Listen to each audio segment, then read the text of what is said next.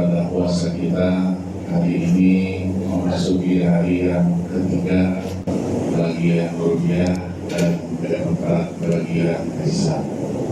Mudah-mudahan Allah Subhanahu wa Ta'ala senantiasa memberikan kepada kita nikmat sehat walafiat sehingga kita dapat melaksanakan tidak berbulan puasa ini dengan sebaik-baiknya. Amin ya rabbal alamin. Salawat dan salam tidak lupa kita sanjungkan, kita persembahkan kepada baginda Rasulullah Sallallahu Alaihi Wasallam, seluruh keluarga, sahabat dan pengikutnya sekalian, termasuk kita di sini, insya Allah ila yaumil qiyamah. Amin ya rabbal alamin. Bapak-bapak dan ibu-ibu sekalian, topik yang diletakkan oleh panitia Ramadan adalah sekitar keutamaan membaca Al-Quran. Al-Quran adalah kalamullah, firman Allah yang terakhir diturunkan kepada Nabi dan Rasul yang terakhir pula, junjungan Nabi besar Muhammad Sallallahu Alaihi Wasallam. Maka diyakini Al-Quran itu adalah kitab yang sempurna. Di dalamnya juga berisikan pesan-pesan umat terdahulu dan kita jadikan sebagai pedoman hidup dan kehidupan kita. Maka Al-Quran memperkenalkan jati dirinya kepada kita dalam banyak ayat-ayat. Antara lain misalnya ayat 3 dari surah, ayat 2 dari surah Al-Baqarah, "Dzalikal kitabu la raiba fihi hudan lil muttaqin." Petunjuk bagi orang-orang yang bertakwa. Pada surah yang sama ayat 185 kita sering mendengarkan bahwa Allah berfirman, "Syahrul Ramadan alladzi unzila fihi al-Qur'an hudan lin-nas wa bayyinatin minal huda wal Qur'an." Petunjuk bagi manusia dan penjelasan dari petunjuk-petunjuk itu dan pembeda antara yang hak dan yang batil. Di dalam ayat 174 surah An-Nisa, Allah Subhanahu wa Ta'ala menjelaskan bahwa Al-Quran itu sebagai burhan, penjelasan, penerangan, dan juga sebagai cahaya yang terang benderang dan nyata. Ya ayyuhan nas, qad ja'akum burhanun min rabbikum wa anzalna ilaikum nuran mubina. Diulangi kembali pada ayat 15 dan 16 dari surah Al-Maidah, "Qad ja'akum min Allahi nurun wa kitabun mubin." Telah datang kepada kalian adalah yang disebut dengan Al-Quran itu nurun, cahaya, wa kitabun mubin, dan kitab yang jelas dan nyata. Apa fungsinya? Yahdi bi'illahu man ittaba'a ridwanahu subul salam wa yudhilluhum minadh dhulumati ila nuri bi'idzni wa yahdihim ila siratal mustaqim. Sebagai petunjuk kepada jalan yang lurus, mengeluarkan umat manusia dari kegelapan menuju terang benderang, dan juga jalan yang mustaqim, yang lurus. Dijelaskan lagi dalam ayat lain bahwa Al-Quran itu fungsinya adalah mau'izah, kitab yang di dalamnya penuh dengan nasihat-nasihat dan seterusnya. kita temukan ayat 57 dari surah Yunus. Ya ayyuhan nas qad ja'atkum mau'izatun min rabbikum wa shifaa'un lima fis suduri wa hudan wa rahmatun lil mu'minin. Penawar hati, penawar berbagai penyakit, kemudian juga sebagai cahaya rahmat bagi orang-orang yang beriman. Kembali dijelaskan lagi bahwa Al-Quran itu sebagai petunjuk kepada jalan yang lebih lurus dari jalan-jalan yang lurus itu, memberikan informasi bergembira bagi orang-orang yang beriman, yang beramal saleh, bagi mereka pahala yang besar di sisi Allah Subhanahu wa Ta'ala. Itulah ayat 9 dari surah Al-Isra. Inna hadzal Qur'ana yahdi lillati hiya aqwam wa yubashshirul mu'minina alladziina ya'maluna as-salihati anna lahum ajran kabira. Diulangi kembali sebagai rahmat dan penawar hati bagi orang-orang yang beriman. Pada surah yang sama ayat 82, wa nunazzilu minal qur'ani ma huwa shifaa'un wa rahmatun lil mu'minin wa la yazidul zalimina illa khasara, dan seterusnya. Kalau kita amalkan semuanya, selesai jalan kita. Begitu banyaknya ayat-ayat Al-Quran memperkenalkan jati dirinya. Inilah saya. Maka dari itu Al-Quran sesuai dengan namanya adalah yang dibaca. Terkadang disebut Al-Kitab yang ditulis, dan lain-lain nama-nama dari Al-Quran itu sendiri. Antara lain adalah Al-Quran, perbedaan antara yang hak dan yang batil. Orang yang membaca Al-Quran berarti adalah orang-orang yang selalu berdialog dengan penciptanya Allah Subhanahu wa Ta'ala. Membaca Al-Quran tidak sama dengan membaca yang lain. Membaca Al-Quran berarti kita melakukan komunikasi dengan Allah Subhanahu wa Ta'ala yang ada nilai pahalanya. Satu huruf saja dinilai sebagai satu kebaikan, dilipat gandakan menjadi 10 kali lipat, sampai dengan 100 sampai 700 kali lipat. Maka Nabi sabdakan, "Man qara'a harfan min kitabillah falahu hasanah wal hasanatu bi'ashri amsalha ila 700 dha'fin." Siapa yang membaca satu huruf dari Al-Quran, maka baginya satu kebaikan diberikan nilai berlipat ganda sampai dengan 700 kali lipat. Maka beliau katakan, la aqulu alif lam mim harfun.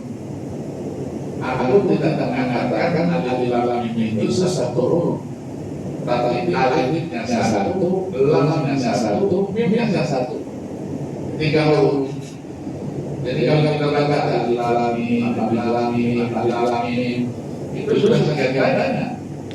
Nah, bagaimana kalau kita membacanya? Ya, apalagi di bulan Ramadan, bulan diturunkan Al-Quran, kita bisa membaca dengan jumlah yang lebih banyak, dan kita sisihkan waktu kita untuk bisa membaca Al-Quran itu. Sebagai mukjizat, Al-Quran itu mudah untuk dibaca bagi yang tidak tahu huruf-huruf Arab. Bisa dengan cepat mengenal huruf itu dan membacanya dengan baik. Itulah mukjizat Al-Quran. Maka kita berterima kasih kepada putra-putra terbaik bangsa ini. Dengan pengalaman yang mengajarkan Al-Quran, menciptakan banyak buku metode cepat baca, cepat tulis, cepat terjemahan Al-Quran. Jadi mengenal Al-Quran bisa membacanya itu tak perlu lama-lama. Ada metode yang hanya 4 jam saja, yang tidak kenal huruf Al-Quran sama sekali. Dengan metode itu dan metodenya bisa disifat dengan untuk satu buku saja. Yang dijelaskan oleh mahasiswa saya dulu di BPI, kemudian siswa di DII, tapi beliau sudah mendahului kita. Namanya Dr. Muhammad. Dia beri judul metode yang dia contohkan kan tasawiriyah. Tasawiriyah itu gambaran. Dengan mudah disampaikan. Kalau dia ada giginya 3 sin, kalau dia ada titiknya berarti sin, ro ada titiknya dal, dal ada titiknya dal, menggambarkan huruf yang sama, serupa tapi ada beda di antara keduanya. Nah, dengan metode itu hanya 4 jam saja. Dan metode ini sudah kita uji kan. Saya bawa dia ke Singapura, Malaysia. Orang-orang Singapura, Malaysia itu lebih sibuk dari kita. Mereka meninggalkan ke rumah, anaknya masih tidur. Pulang ke rumah, anaknya sudah tidur. Maka kadang-kadang tidak sempat untuk meninggalkan pendidikan, termasuk dalam membaca Al-Quran. Nah, kita buat satu pengumuman di Singapura maksudnya dari itu kita umumkan silakan bawa anak-anaknya yang sudah selesai baca Quran, serahkan kepada pengurus masjid dalam rangka ini. Nanti jam 12 orang tuanya kita minta jemput sendiri. Anak-anak itu datang membawa Al-Quran dari rumah. Yang lagi anak-anak dan urusan sama sekali. Jemput panggil satu-satu, buka kata Al-Quran itu dari halaman mana saja. Buka 7 suruh baca. Alhamdulillah bisa baca. Akhirnya orang-orang masih semua. Dia katakan masa saya susah hebat Al-Quran dari dulu Al-Quran hebat. Kitanya yang tidak tahu kehebatan, kebesaran dan kemujizatan dari Al-Quran itu sendiri. Maka orang yang membaca Al-Quran punya keistimewaannya, karena itu akan hanya di dunia saja. Di akhirat nanti ketika Al-Quran itu selalu kita baca, dia akan datang memberikan syafaat pertolongan kepada kita. Maka Nabi katakan Iqra'ul Quran fa'innahu ya'ti yaumal qiyamati syafi'an lis-sahabi. Dia akan memberikan syafaat kepada yang selalu membacanya di dunia. Ketika kita tidak ada yang bisa memberikan bantuan pertolongan, orang tua tak bisa memberikan bantuan kepada anak-anaknya, anak-anaknya juga tidak bisa memberikan bantuan kepada orang tuanya. Maka Allah ingatkan melalui ayat-ayat hadis Rasulullah Muhammad, ya ayyuhan nas ittaqu rabbakum wakhshaw yawman la yajzi walidun an waladihi wa la mawludun wa jazin an walidihi shay'an. Dalam ayat-ayat itu turun minhum sya'nu yu'mini. Pada bahasa Yusuf sendiri kita ingin selamat dan ingin mencari pertolongan. Nah, Al-Quran tidak datang. Dia memberikan pertolongan bagi orang yang selalu membacanya. Maka membaca Al-Quran itu ada nilai ibadahnya, akan memahami badu bibilawat ini. Beda dengan membaca yang lain. Di samping Al-Quran itu sebagai mukjizat, sesuai Allah turunkan dengan kemampuan masyarakat kalau itu. Mukjizat itu sesuatu yang luar biasa yang Allah turunkan, berikan kepada para nabi dan rasulnya untuk membuktikan kebenaran dari misi kenabian dan rasulullah mereka. Di samping ada unsur menantang bagi yang tidak percaya bahwa Al-Quran itu adalah kalam Allah. Karena orang-orang yang tidak beriman pada waktu itu mengatakan Al-Quran itu adalah ocehan saja, obrolannya yang bernama Muhammad dikumpulkan, didiktikan, maka isinya adalah kebohongan belaka. Itulah Allah jelaskan dalam surah Al-Furqan ayat 4 dan 6. Wa qala alladziina kafaru in hadza illa ifkun iftara wa a'anahu 'alaihi qawmun akharun faqad ja'u zulman wa zura, kepalsuan semuanya. Wa qalu, mereka katakan in hadza illa asatirul awwalin katabaha ayatullah 'alaihi ibrahim wa asisina. Cerita-cerita masa lalu, obrolan masa lalu diceritakan dalam kita. Dikirlah aja, dikirkan aja, pagi dan sore. Apakah benar itu? Kata Allah, benar. Katakan yang Muhammad, Al-Quran itu anzalahu alladzi ya'lamu sirra fis samawati wal ardi innaka ghafurur rahim. Al-Quran itu diturunkan yang menguasai dan mengetahui rahasia langit dan bumi.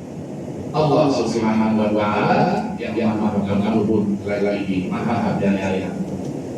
Dituduhlah Nabi itu sebagai tukang sihir, Nabi itu mengatakan gila dan lain-lainnya. Kenapa? Tantangan untuk Al-Quran itu kepada mereka yang tidak beriman, karena masyarakat waktu itu sudah sampai pada puncak kemajuan mereka di dalam sastra Arab. Beda dengan Nabi Allah Musa, umatnya menguasai ilmu sihir. Maka Nabi Musa diberikan mukjizat mengumpuli ilmu sihir itu. Ketika tongkat dilepaskan, semua ular-ular yang dilepaskan ke mereka memakan hilang semuanya. Akhirnya tukang sihir itu beriman kepada Nabi Allah Musa alaihi salatu wassalam. Air mana ada? Agaknya siapkan air ya. Curang air. Nabi Allah Isa alaihi salatu wassalam, umatnya tidak menguasai ilmu sihir, tapi umatnya menguasai ilmu ketatabiban, pengobatan. Allah menurunkan mukjizat mengumpuli berbagai penyakit, sopak, kusta, dan bahkan bisa menghidupkan yang sudah mati. Itu mukjizat Nabi Allah Isa alaihi wasallam. Dan Muhammad ada di dunia. Maka diturunkan oleh Allah Al-Qur'anul Karim. Kalau sesuatu yang luar biasa itu tampak di tangan seorang hamba Allah yang saleh, yang sering kita sebut dengan waliyullah, itu namanya karamah. Karamah, kemuliaan. Dan karamah itu tidak diterima, tidak diperoleh kecuali melalui satu proses panjang. Dan dalam dunia tasawuf namanya riyadhah, namanya mujahadah. Berapa lama dia mujahadah beribadah kepada Allah tergantung. Ada yang 6 tahun, ada yang 8 tahun, ada yang sampai 10 tahun. Baru Allah berikan namanya wilayah, kewalian, dan selain itu karamah. Nanti dari karamah naik lagi namanya mukasyafah. Mukasyafah itu dia bisa melihat kita. Kita datang dari mereka itu belum cerita apa-apa, dia sudah tahu dulu. Maksudnya ini. Ya, bukan mereka bukan. Itu kenyataannya. itulah mukjizat karamah. Nah, mukjizat yang terbesar dari yang dimiliki oleh Nabi Muhammad SAW adalah Al-Quran dan merupakan mukjizat yang abadi.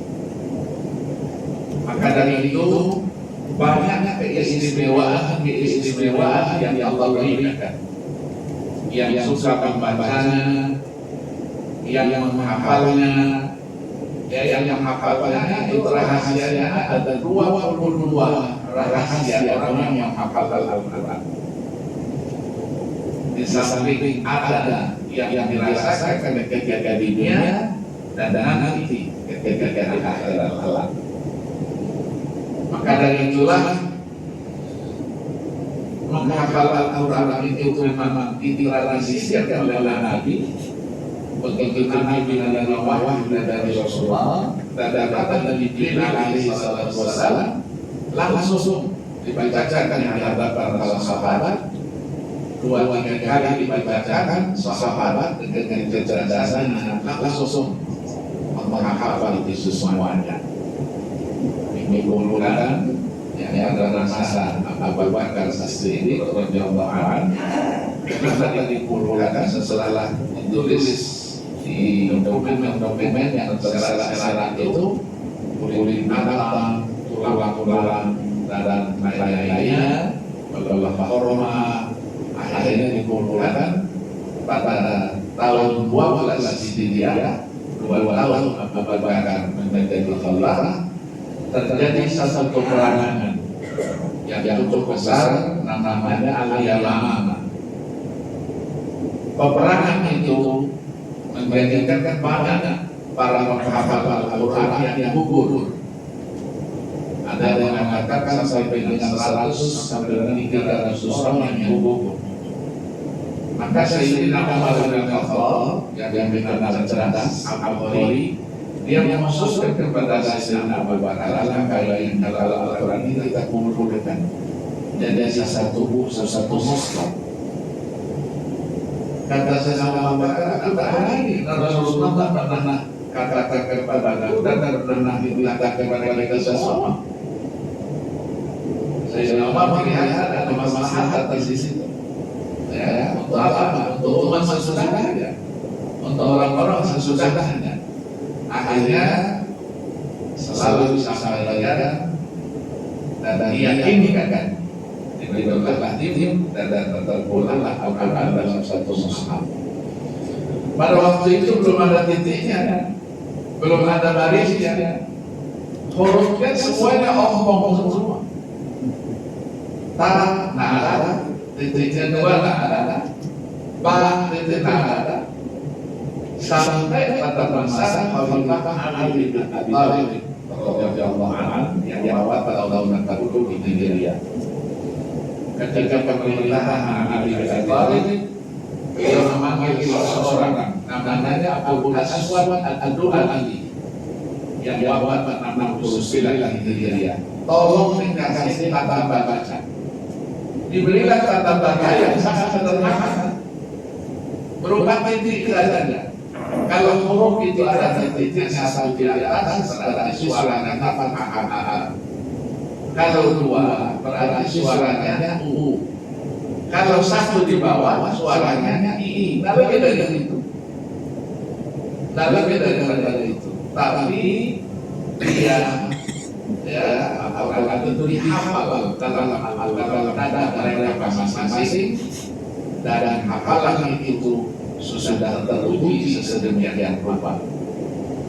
Maka pada bulan Ramadan ini Rasulullah SAW sebagai penerima Al-Quran itu melakukan tadarus kepada kita, yang mengulangi, menyimakkan hafalannya di hadapan Jibril alaihi wasallam dan khatam di akhir hayat ini 2 kali dalam bulan Ramadan.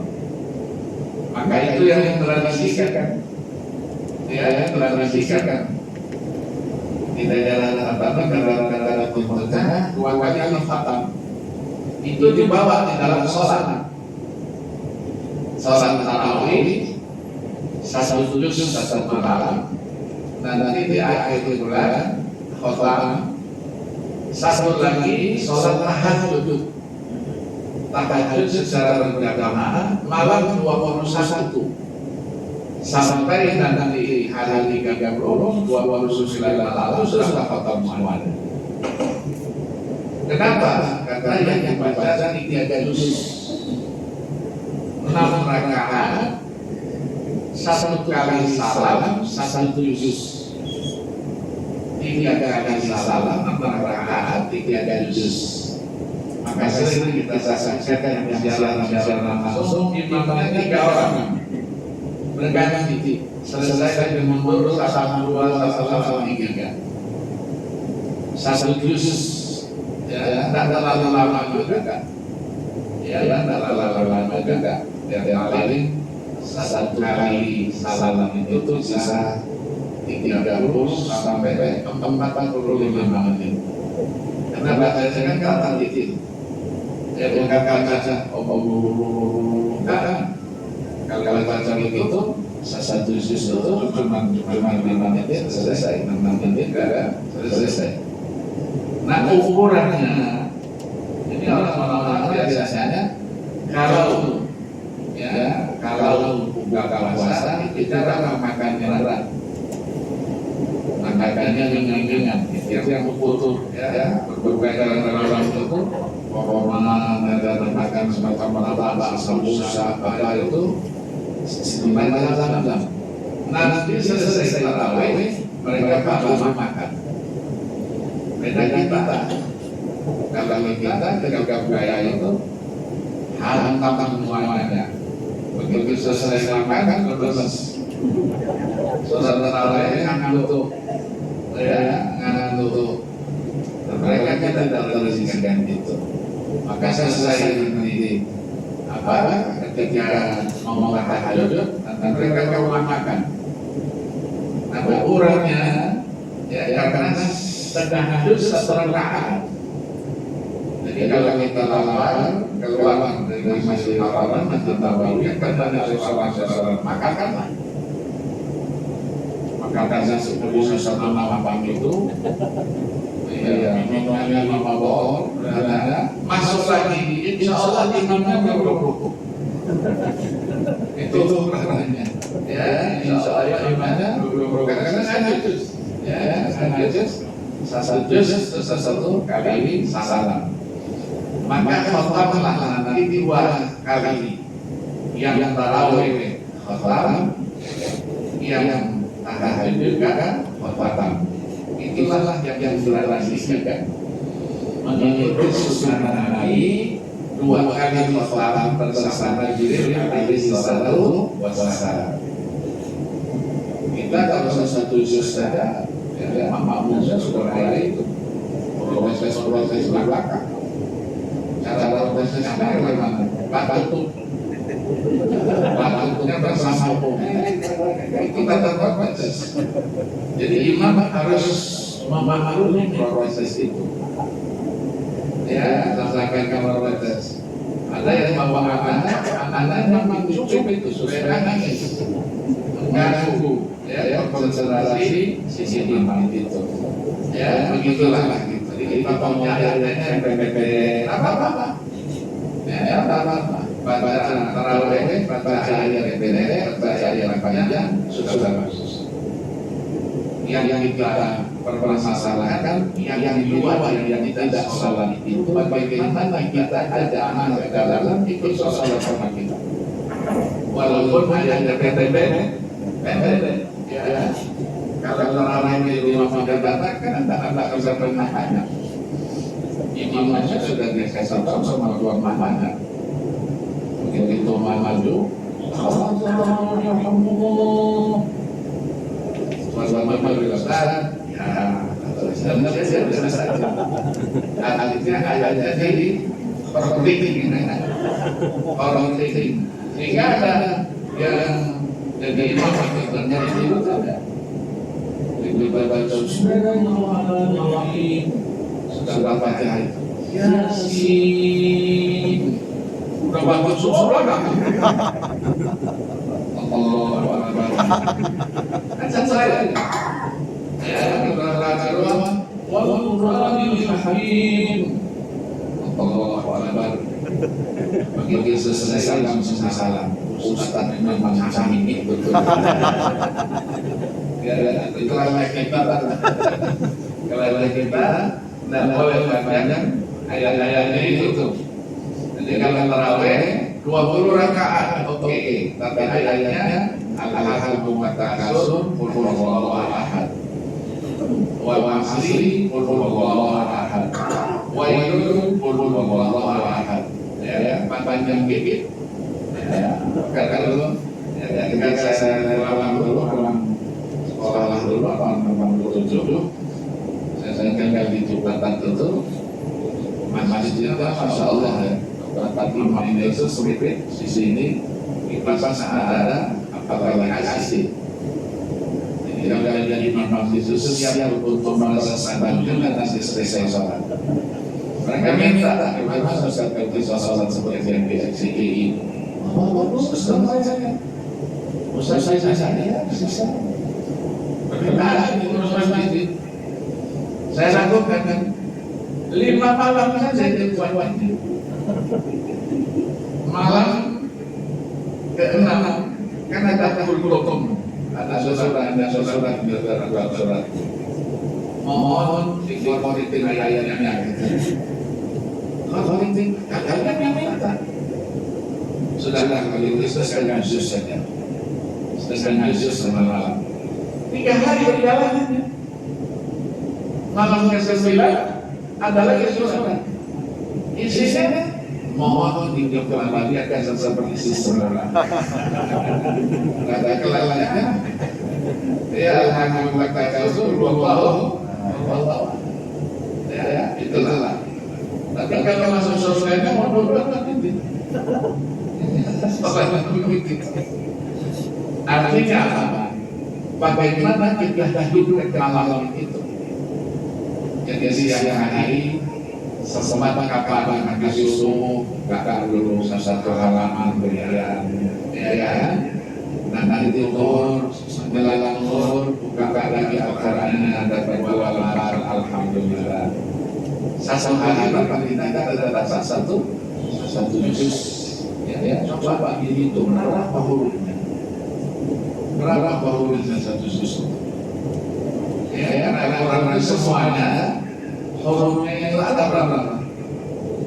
323.916 huruf. Kalau Syekh Nawawi al-Albani tadi, ya, dalam itu menjaga BKK yang wafat 1897 Masehi, beliau katakan Al-Quran itu hurufnya ada 315.980. Kenapa terjadi perbedaan? Perbedaannya adalah bismillah. Bismillah itu apakah satu ayat dari setiap surah itu atau bukan? Nah, bismillah itu sendiri 19 huruf. Kalau saja 114 surah ya saya yang itu telah terjadi perbedaan. Nah, ketika huruf itu satu dengan lain bertemu, itu kita sebut dengan kata kalimat.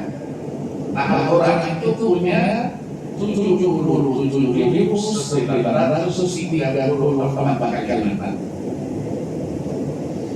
30 juz, 114 surat. Ya, itu. Kalau ingin tahu berapa huruf setiap surat Al-Quran itu, Fatihah berapa huruf? Al-Baqarah berapa huruf? Ya, itu yang mengungkap adalah Syekh Nawawi al-Albani. Ya, dari kepakaran dia, ya diungkap juga oleh ada tokoh Al-Quran namanya Badruddin Az-Zarkashi, yang meninggal jelas susah dalam beberapa hijriah itu. Jadi diwakilkan jumlah huruf surat-surat Al-Quran. Ya, kali ini saya sharingkannya, saya sama saya sharingkan itu. Bukan untuk apa-apa, untuk ilmu saja. Ya, Nanti teman-teman lain ngapain mau tahu di rumah Al-Quran tidak ada. Inilah keistimewaan nada-nada Al-Quran dan kakak khusus Syekh Nawawi Al-Albani itu walaupun dia orang Indonesia dan tanah Banten, tapi beliau mendapat gelar Sayyidu Ulama Hijaz, penghulu ulama negeri Hijaz itu. Tinggalnya di Mekah. Kalau pada beberapa tahun yang lalu itu matanya di pojok dengan Sabalia ya, di Mekah di Makkah itu. Jadi karena orang-orang ini punya keistimewaan, mau dibukakan ya, mau dipindahkan, diatur rapikan oleh khusus waktu itu, ya petugas. Nah, ada yang berani contohnya. Akhirnya nonton konfirmasi. Makanya saya pokoknya setelah meninggal masih punya kehebatan dan ada. Akhirnya orang-orang kata itu akan saya Nawawi Al-Albani. Oh begitu, kita mau atur rapikan karena dia mau begitu. Begitu jadi anak-anak, karena sana kan tidak ini taman. Ya, makam itu masukkan ke dalam, nanti kalau di dalam masukkan ke dalam, tutup ada beton itu, dan nanti di atasnya ada yang nomor 2, di atasnya lagi nomor 3. Jadi kurang itu kilalan kayu, ya kilalan kayu. Nah ketika dibukakan itu jasad masih utuh. Kata-katanya tidak susah. Kenapa? Inilah orang yang hafal Al-Quran. Jadi Allah berikan keistimewaan ya, yang hafal itu. Sekarang hafal Al-Quran tak perlu lama. Ya, ada metode ya, mau cepat bisa. Semuanya tidak bisa. 40 hari bisa. 50 hari bisa. Ada apa kata mau cukup hari itu dengan Jakarta 40 hari 30 juz bukan kan juz 30 beda ada 30 juz kan juz 30 ya Dr. Nawawi Abdussalam yang melakukan di sini kan ya melakukan sisi ulama sisi itu apa 50 hari.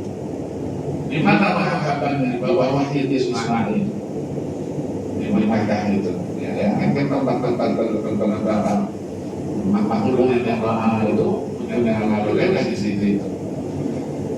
Nah sekarang harapan 3 bulan 10 hari 4 bulan paling lama, ya kalau metode yang tertelakkan itu hanya 5 bulan 10 hari.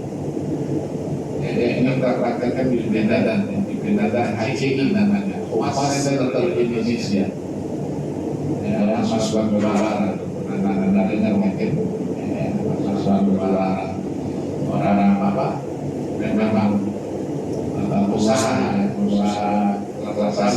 buatnya tetap definisi itu, hanya dibangun kayak yayasan. Kita sudah 4 kali, sudah. Tapi ada banyak 48 orang saja. 47 terakhir karena ada satu sakit. Diambil dari anak-anak sekolah di kota dan kabupaten Sumatera Utara itu. Dibentuk timnya di Bakang Solo. Timnya Solo antara dokter apa? Dipanggil yang anak-anak yang pintar-pintar di sekolah itu yang IQ-nya tinggi-tinggi, mereka diambil yang buat karena kasih diambil. Itulah mereka hafal ada 3 bulan 10 hari, 12 hari, 20 hari dan seterusnya. Inilah keistimewaan dari Al-Quran. Maka orang yang bisa membaca dan bisa menghafal dengan Al-Quran, apalagi di bulan suci Ramadan ini, mendapatkan keistimewaan yang luar biasa. Itulah keutamaan Al-Quran. Ya, untuk yang hafal keutamaannya luar biasa. Ya, paling lagi. Maka sebagai mukjizat dia mudah dibaca, mudah juga dihafal. Dan tidak ada pengaruh mau tua bisa, mau anak kecil juga bisa. Ya, anak kecil biasa, 7 tahun, 8 tahun biasa. Kita kemarin ini 9 tahun, ada yang 12 tahun. Ya, yang 12 tahun itu ketika STI di mana? Di sosok TV, Maluku Utara itu ada Sumatera Utara, Kausan namanya. Baru kelas 2 SMP. Hafal 30 juz dan hafalannya luar biasa. Luar biasa. Kita jarang hafalannya dia. Sehingga juara satu di sana ketika Yayasan Ansur Sultan bin Abdul Aziz yang dari Saudi itu membuat musabaqah yang dilakukan dia ikut lagi nomor 1 lagi. Ke Saudi, dikirim ke Saudi, bertanding dengan Syekh itu. Ya, Saudi kan musabaqah dari tahun itu, dari tahun 80-an. Dia ikut juga, ikut nomor 2. Itu nomor 2. Hingga hadiahnya, hadiahnya berapa 7 juta yang Saudi. Yang di Indonesia setiap jemaah juara 1 langsung dikasih hadiah 100 juta oleh gubernurnya. Jadi satu tahun beberapa tahun terkumpul 1 miliar. Ya, itulah membahagiakan orang tuanya. Orang tuanya betul-betul ya istilahnya itu hadiah sama anaknya, menghafal yang tentunya, dijemputnya, dikawalnya kemana-mana saja dikawalnya. Itulah Allah berikan satu kemuliaan. Dan tidak ada pengaruhnya orang-orang yang ada kekurangannya. Ya, ayat itu Al-Quran tidak ada pengaruh buat mereka. Di Mesir ada yayasan ayat itu. Ya, selalu tampil dan membawa kedua mana. Dia ada kekurangan secara fisik, tapi Al-Quran tidak berusaha buat Allah. Ditanya saja satu ayat yang dibacakan, langsung dia sebutkan ayat itu adanya pada halaman sekian, baris sekian, dari sebelah kanan, sebelah kiri, sudah tahu dia. Kalau ada ayat yang hampir sama, ini ayat yang hampir sama adalah di dalam surat yang lain. Dia sebutkan. Itulah keistimewaannya ya. Allah ingatkan kepada orang-orang yang menghafal, membaca, apalagi ingin cari tahu isi dan kandungannya. Kita harus belajar bahasa Arab, ya karena orang bahasa Arab kita baca terjemahnya apa. Maka sekarang ketika kita baca, kan ada di dalam penjelasan terjemahnya. Kita ingin tahu apa isinya. Ya, saya ingin tahu lebih jauh, bukan bahasa Al-Quran dengan tafsirnya. Bahasa Indonesia dan bahasa Arab yang kita gunakan bukan ahli bahasa Arab. Allah selalu memberikan kemudahan untuk itu. Ya, maka bulan Al-Quran, mari kita tingkatkan dan berperbanyak membaca Al-Quran itu kapan ada waktunya. Sisi akan waktu itu karena waktu itu tidak akan berulang kembali kepada kita semuanya. Hari ini lewat, nah akan berulang. Yang hari ini kembali lagi besok lagi tidak. Maka orang-orang katakan waktu katanya kasih waktu itu bagian yang bertanda. Ini dalam kata Allah, kalau kamu tidak memotongnya, kamu yang akan memotongnya berkenaan itu. Inilah ya kesempatan mana kita gunakan kesempatan ini dengan sebaik-baiknya. Terima kasih. Mana ada yang bertanya? Ada pertanyaan mungkin? Coba ya, mana kalian lagi ya.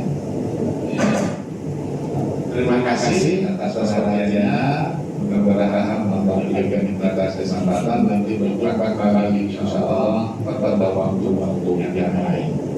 Mari kita tutup dengan membacakan doa. Bismillahirrahmanirrahim. Alhamdulillahirabbil alamin. Allahumma shalli wa sallim ala sayyidina Muhammad wa ala ali sayyidina Muhammad. Allahumma inna nas'aluka fahman nabiyyin wa hifdhan mursalin wa ilhaman malaikatil muqarrabin. Allahumma a'inna bil ilmi wa zayyinna bil hilm wa a'inna bil taqwa wa jamilna bil afiyah bi rahmatika ya arhamar rahimin. Wa sallallahu wa sallama ala sayyidina Muhammadin nabiyyi wa ala alihi wa sahbihi wasallam walhamdulillahi rabbil alamin. Terima kasih. Wassalamualaikum warahmatullahi wabarakatuh.